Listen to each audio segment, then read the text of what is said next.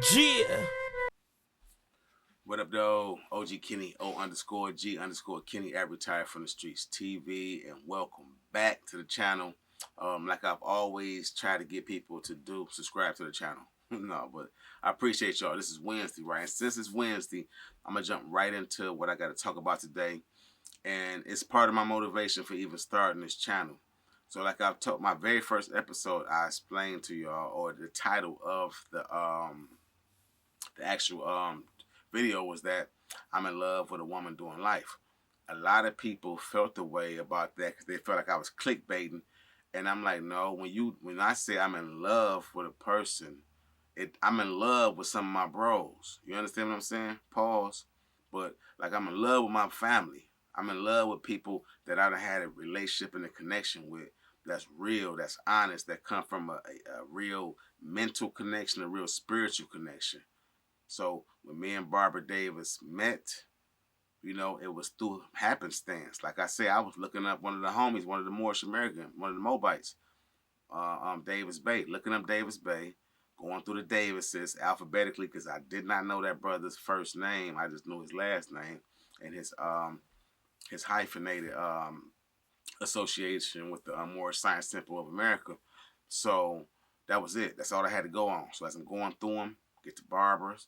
Like I told y'all, Barbara's been synonymous in my life, like from my homeboy, my childhood best friend's mother's name to a couple of ladies that I've had intimate dealings with whose name was Barbara. And that's how the motivation, started. And being that it's Women Crush Wednesday, it's hoodie season. My favorite hoodie, you see it, Free Barbara Davis until it's backwards. And like when I met Barbara Davis, right? It was like I'm gonna send her this information. Like if y'all want to see the whole story, go back and watch that first video. But the way we met was so organic and so natural and so real. It was like, man, this got to be something that's backed by God, right? And it harkens up to now where I'm reaching back out to a lot of these people like Ephraim Paredes, like Bruce Hicks. And I didn't, like I said, I didn't know Bruce Hicks. I still haven't met him formally or talked to him. But I met his brother Robert Hicks at a rally to end mass incarceration in Lansing last fall. And because of that connection I had with his brother, and he just stepped out and said, bro, I see you with the cameras. I want to tell my brother's story to as many people and as many cameras and eyes and ears that will listen to the story about how we were young, we were in defense of our sister, and I committed a crime that he's been locked up for for over 40 years or whatever, right? So stories like that, stories like Evan Paredes being incarcerated at 15 years old for a crime that everyone is saying he's innocent of, and for weak testimony, weak evidence, and everything else. I met this dude on a prison yard in 1998, right? And he's still been locked up. He was locked up at that time, probably going on 10 years or about 10 years. You understand what I'm saying? So this is the motivation behind doing this channel.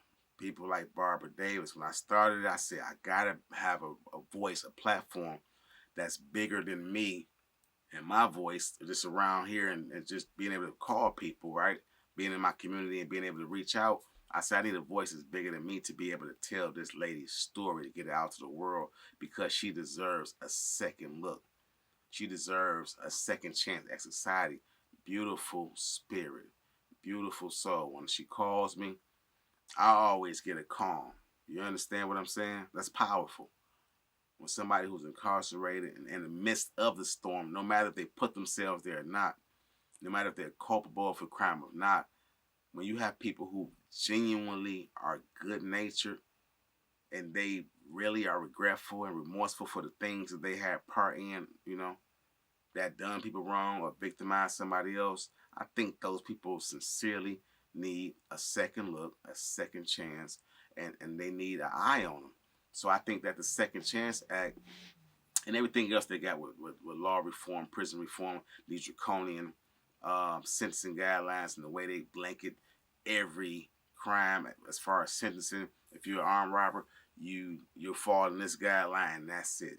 Up until some years ago, when I caught my armed robbery case, they would refer you to assaultive offenders treatment, or AOP, assaultive offenders program, right? And with the AOT, either assaultive offenders treatment or the AOP, assaultive offenders program, if you were under an assaultive crime, you were mandatory. You had the mandatory take, or it's mandatory that you take this program that lasted a year. You go once a week with a group, and then once a week with a one-on-one with a counselor for a year straight. And excuse me, I ended up getting, like, I went to the hole in the middle of being in that program, got out of the hole, got back into the program through the grace of God. But it was intense. Was it necessary? Maybe. Maybe some people needed it, maybe some people didn't, right? I did take a lot from the cognitive behavioral programs that I took in prison. However, my thing is, right, it wasn't necessary for everybody. So what they did is years later, like about 2010 or so, they revoked, or they pulled that program out of commission, and they did what they call a compass test, which is a need-based assessment, meaning that they only going to assess you based on your needs. They're going to give you this big old test to say, okay, let me see where his mind at, where his thinking is at, and all this type of stuff, right? With a bunch of tests that say, hey, if I found a wallet, hey, it's my good luck. Everybody deserves a shot, right? And they say, are you likely to agree with that, or are you less likely, more or less likely, right? So you go through a bunch of those tests to see where your moral compass is at. And then based on that, they'll say, okay, this person don't need the group treatment or the therapy, or he does. And when I took that test and they seen that my moral compass was Gucci, it was just that I would be, I would justify things here and there sometime when I was, when I felt like it. But overall, it was like, this is a decent individual. He don't need this programming.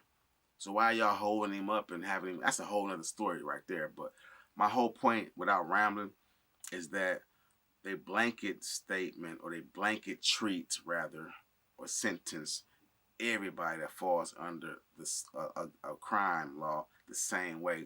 And I think that's a great disjustice to the justice system, and a great disjustice to society, because I believe that a lot of individuals who feel like me, who've been through that, need to be back out here, because the guidance for the younger homies ain't there no more. They need to see individuals like me who've been through an incarceration period or 2 or 3, who've been through the part of their life where they bumped their head against the wall, through bricks at the penitentiary, through shouts at the graveyard, right? And fantasized about their own deaths in certain instances. You hear the music all the time. When they take me out, it's going to be like this. When I die, right?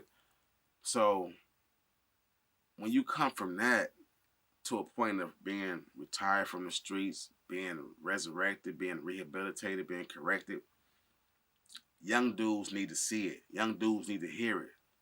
So Barbara Davis motivated me to do this when I didn't even know what I was going to do and how I was going to approach it.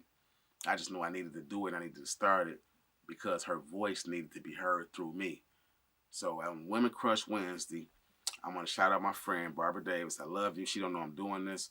Hopefully they get their show or tour. She get to check it out. But I'm definitely still campaigning forward. The object and the energy behind the channel still has not changed. I work hard every day. You understand what I'm saying? I don't complain, because I believe that struggle is ordained, and I believe that task for men build character, right? So I'm saying all that to say that I hope that I can motivate somebody. I hope that I can lend a voice to somebody that may be going through some of these similar things. Got a person they love that's incarcerated, right? Been through a term of incarceration themselves. Maybe facing trial at home on tether or whatever, or on bond watching this channel. Maybe even getting a glimpse of it from a place of incarceration, or on and doing a sentence and on their way home. Either way, on parole, on probation, whatever you're going through, know that you got a homie and me who relate on all those levels. I can relate on all those different levels, you know what I'm saying? So I just want to be able to give y'all that, and give Barbara Davis that. Free Bruce Hicks, free Barbara Davis, free Ephraim Paredes. And to his backwards for all of them, man. OG Kenny, thank y'all for hollering at me, tuning in again. Hit the subscribe button, notification bell, and the like, and share, and comment. And y'all know how I feel, man. Keep the change, keep the nervous. Until next time, I love y'all. Y'all be safe, and I'm out. Ha.